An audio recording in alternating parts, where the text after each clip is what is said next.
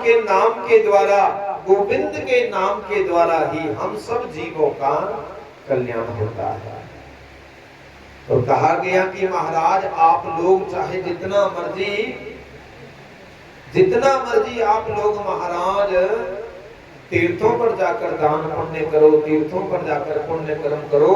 पर यदि घर में माता पिता दुखी है,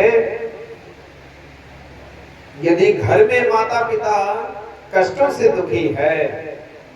तो महाराज फिर तीर्थों पर किया गया कर्म भी बेकार हो जाता है। इसलिए परमात्मा के नाम का भजन करें, गोविंद के नाम का स्मरण करें, प्रभु के नाम के द्वारा ही हम सब जीवों का जो कल्याण होगा। परमात्मा की शरण में आए हैं, गोविंद की शरण में आए हैं, तो परमात्मा की शरण में भगवान के चरणों में बैठकर महाराज अपने जीवन की नैया को पार लगाएं। और आज हम लोग जिस कर्म के लिए आए हैं, कहते हैं परमात्मा की प्राप्ति के लिए, और जो दिव्य आत्मा हम लोगों में से बिछुड़कर भगवान के चरणों में गई, उस आत्मा की शांति के लिए हम लोग यहाँ पर आए हैं।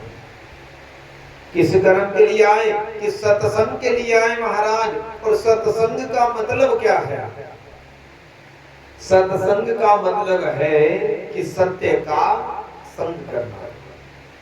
सत्य का संग करना, सत्य को मानना, सत्य को बोलना, सत्य को बताना और सत्य के बारे में जानना, यही सत्संग है।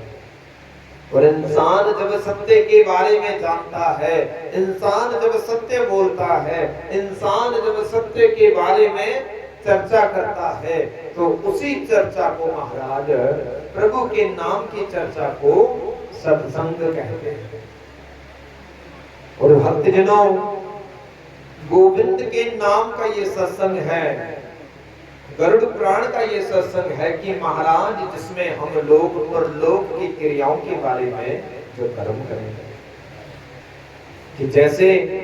गोविंद भगवान जी का नाम लेने से बड़े से बड़े पापियों का बेड़ा पार हो जाता है, वैसे हम लोग भी इस घर में आज भगवान के नाम की चर्चा करेंगे, ताकि जो माता प्रभु के चरणों में विलीन हुई है, उन माता जी की आत्मा को प्रभु के चरणों में जो शांति मिले। तो इसलिए भक्तजनों, मन से वाणी से हमेशा परमात्मा का जो भजन करना चाहिए, क्योंकि यही भगवान का भजन भव से बेड़ा पार लगाने वाला होता है। और जो इंसान अपने माता पिता के निमित्त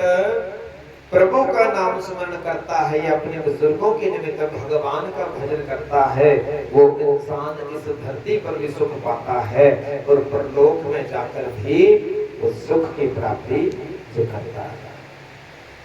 तो इसलिए भक्तजनों, श्री वेद व्यास जी ने 18 महापुराण लिखे हैं महाराज, जिनमें श्रीमद् भागवत महापुराण, श्री देवी मद् भागवत महापुराण, श्री शिव महापुराण, स्कंद पुराण, विष्णु पुराण, पद्म पुराण, और उसी प्रकार से श्री गरुड़ पुराण की भी रचना श्री वेद व्यास ने की है। और जैसे श्रीमद् भागवत महापुराण में भगवान कृष्ण की महिमा है और विष्णु पुराण में भगवान विष्णु की महिमा है, शिव महापुराण में भगवान शंकर जी की महिमा है, उसी प्रकार से इस गरुड़ पुराण में यमलोक के मार्ग के बारे में,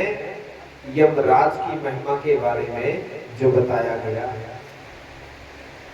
कि यमराज के मार्ग में जाकर इंसान को क्या सुख क्या दुख मिलता है, कौन सा रास्ता कैसा है, किस प्रकार से कौन सा कर्म करने से क्या फल की प्राप्ति होती है। जब कहते इंसान इस धरती से परलोक की ओर चलता है, तो धर्मराज की पुरी जो धरती से दक्षिण दिशा की ओर मानी जाती है, जिसका नाम है यमराज की यमपुरी। और यमपुरी में प्रवेश होने के लिए 4 दरवाजे लगे हैं महाराज, जिनमें से पूर्व, पश्चिम, उत्तर और दक्षिण, इन 4 दरवाजों में से प्राणियों को जाना पड़ता है। और कहा गया कि पूर्व, पश्चिम और उत्तर इन 3 दरवाजों से तो धर्मात्मा लोग, धर्म कर्म करने वाले प्राणी लोग जाते हैं, परंतु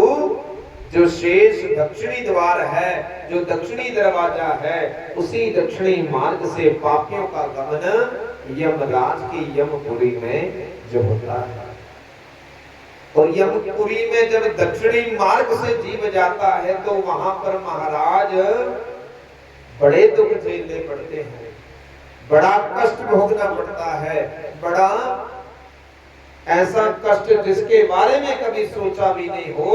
ऐसे ऐसे महान दुख उठाते हुए इस दक्षिणी मार्ग से जीव यमपुरी में जाता है। और इसलिए भक्तजनों,